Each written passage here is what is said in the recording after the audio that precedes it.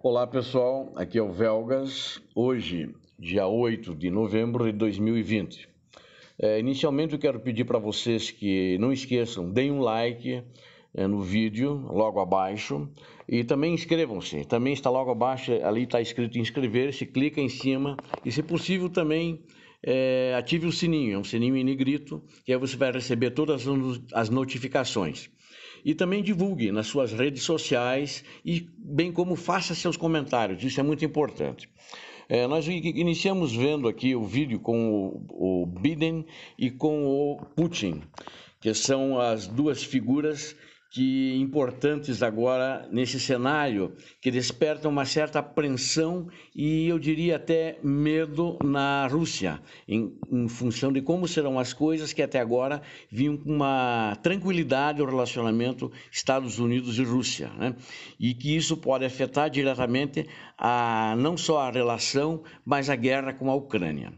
Inicialmente eu quero destacar que existem algumas previsões que estão sendo discutidas com a Rússia e que nesse momento eles acham que a relação do novo governo do Joseph Biden não vai ser tão boa como com o Trump, que era mais estável, inclusive com a saída de tropas americanas e os lugares onde as americanas estavam na Síria foram depois ocupadas pelas russas, inclusive as bases, né? Eles estão, e também porque tradicionalmente os democratas, da qual o Joseph Biden faz parte desse partido, eles são tradicionalmente prestam mais atenção à questão de liberdades civis, direitos humanos e assim por diante, né? Coisas que a Rússia não tem muita tradição e não gosta de fazer.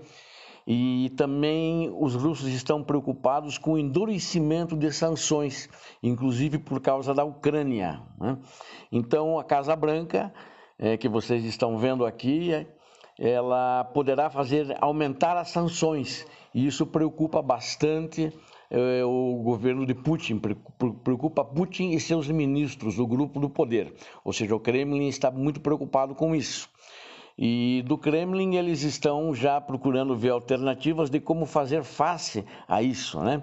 Mas eles acham que vão ter sanções relacionadas à produção de petróleo, né? Que a Rússia produz petróleo, a questão da exploração geológica, e também podem ter medidas restritivas até aos negócios de petróleo da Rússia, né? E também eles acham que o Biden pode procurar fechar o mercado financeiro, né, para os Estados Unidos. E é muito diferente do Trump. Por exemplo, o Trump anunciou, que vocês estão vendo aqui, a saída das tropas americanas da Síria. E até foi estranho, porque eles estavam ganhando a guerra, chegaram inclusive a infligir baixas pesadas, como aquele Jihad John, que era um inglês que estava lá, que foi morto. E eles saíram, e assim que eles saíram, vocês podem ver até nessa foto agora que está entrando aqui, que as tropas russas praticamente fizeram uma corrida para bases americanas, eram 3 bases que tinha lá. Eles simplesmente ocuparam, os americanos levaram material, computadores, armamento, mas deixaram as bases intactas, né? E lá se foram os nossos amigos russos, e hoje eles ocupam essas bases, né? Hoje ainda eles ocupam essas bases. Então o exército ucraniano que está posicionado aqui em Donbass também, que quero agora mudar para a Ucrânia, preocupa porque principalmente eles acham que o Biden pode armar melhor esse exército.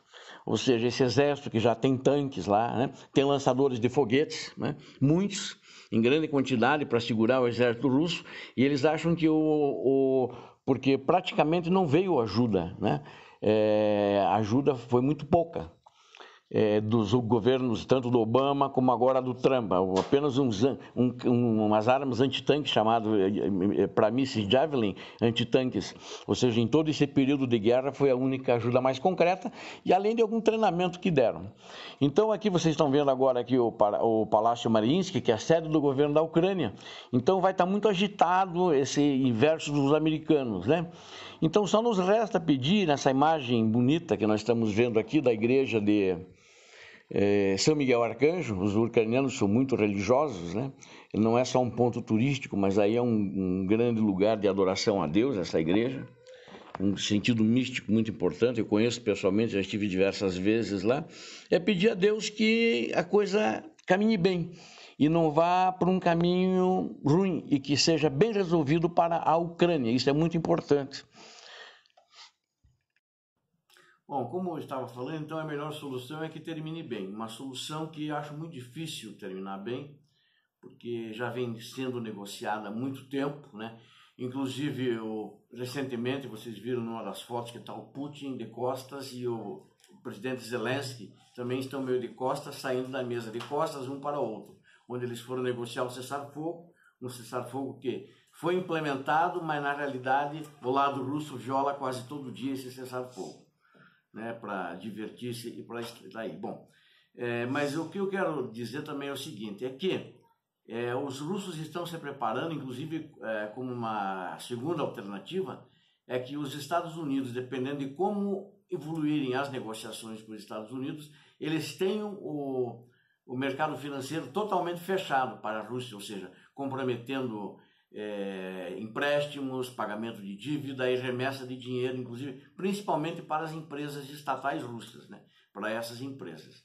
E talvez o maior receio deles, que eu acho que isso não vai acontecer, mas eles estão preocupados com isso, segundo fontes me disseram, é o fechamento total do sistema SWIFT, ou seja, é um pagamento internacional de pagamentos e que na realidade, esse sistema é um sistema mundial, mas ele fica dentro dos Estados Unidos, administrado pelos americanos, e foi bolado depois da Segunda Guerra Mundial. E eles acham que pode até ocorrer uma Terceira Guerra Mundial, dependendo de como as coisas evoluírem, né? E o grande medo deles, na realidade, é ali na Ucrânia, que até uma fonte me falou que pode até evoluir uma guerra mundial, onde ele chamou a Noite de Moscou. Isso seria chamada Noite de Moscou, ou seja, porque numa guerra mundial ele acha que poderia haver o emprego de armas nucleares. Eu acho que isso, num primeiro momento, isso é descartado. Se de fato os Estados Unidos, eu acho que o Biden vai fornecer mais armamentos e treinamentos à Ucrânia, eles vão fazer pressão para que isso não aconteça, mas o Biden tem uma outra postura em relação à Rússia. Dificilmente ele vai ficar de elogios, afagos e abraços com o presidente Putin, assim como fez o Trump, e abandonar o Oriente Médio, lá, a Síria e o Iraque, deixando de presente para os russos, né? Uma guerra que estava ganha, eles tinham ganho essa guerra. E hoje a propaganda dentro da Rússia diz que quem ganhou a guerra lá foi a Rússia, que os Estados Unidos saíram porque estavam perdendo a guerra. Lê do engano, né? E é muito importante também destacar que quando na época o Biden era vice-presidente, ele fez muitas negociações que resultaram nas sanções que existem até hoje contra a Rússia por causa da Ucrânia. Ou seja, o Biden defendeu bastante a Rússia, defendeu bastante a Ucrânia, correção, né? Foi erro meu. Erro meu aqui na leitura do roteiro que eu mesmo preparei. Então ele acha que ele vai prosseguir de maneira firme como ele atuava como vice-presidente, e muitas dessas sanções, e até algumas que ele sugeriu, que Obama não implementou, né? E as palavras dele sobre a Rússia são sempre duras, né? Elas não são flerte com a Rússia, ele nunca flertou com a Rússia, né?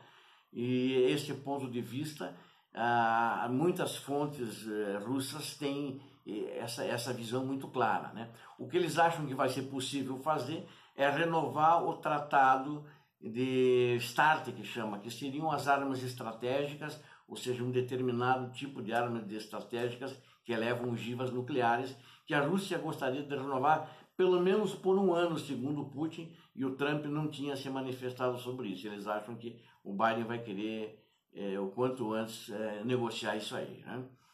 E eles acham que é possível que haja uma guerra e que, dependendo da situação, pode estar ali naquele miolo com a Ucrânia.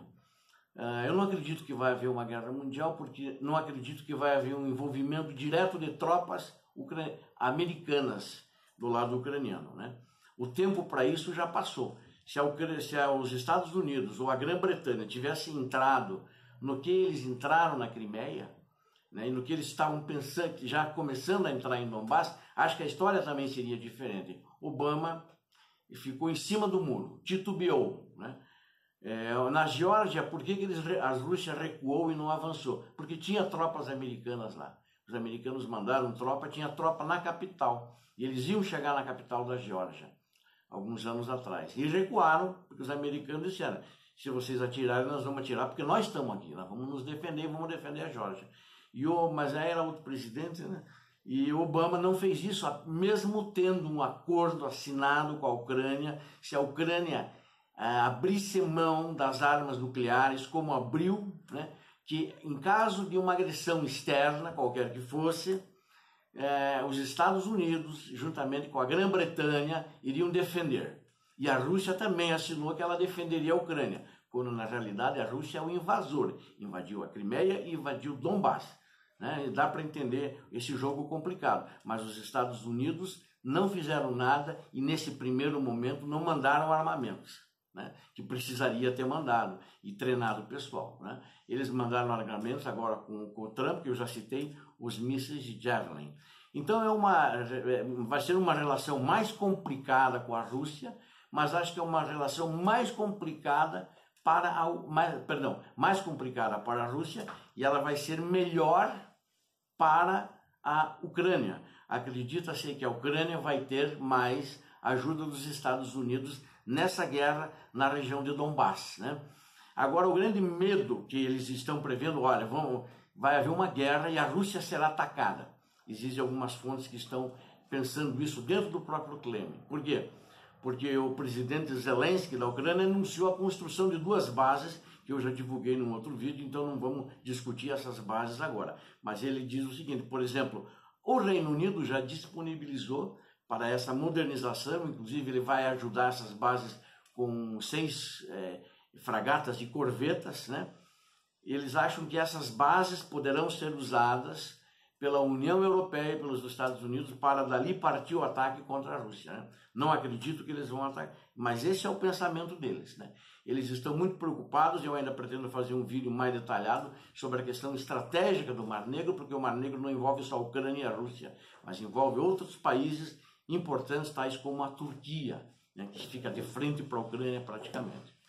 Então, essa é a visão dos russos dentro da nova administração do governo que foi eleito, que vai assumir em 20 de janeiro, de Joseph Biden, nos Estados Unidos. Obrigado a todos pela sua atenção. Não esqueçam, compartilhem o vídeo, deem um like, conto com vocês para isso e principalmente inscrevam-se. Conto com vocês para se inscreverem no meu canal. Obrigado, Deus abençoe a todos. Paz e bem.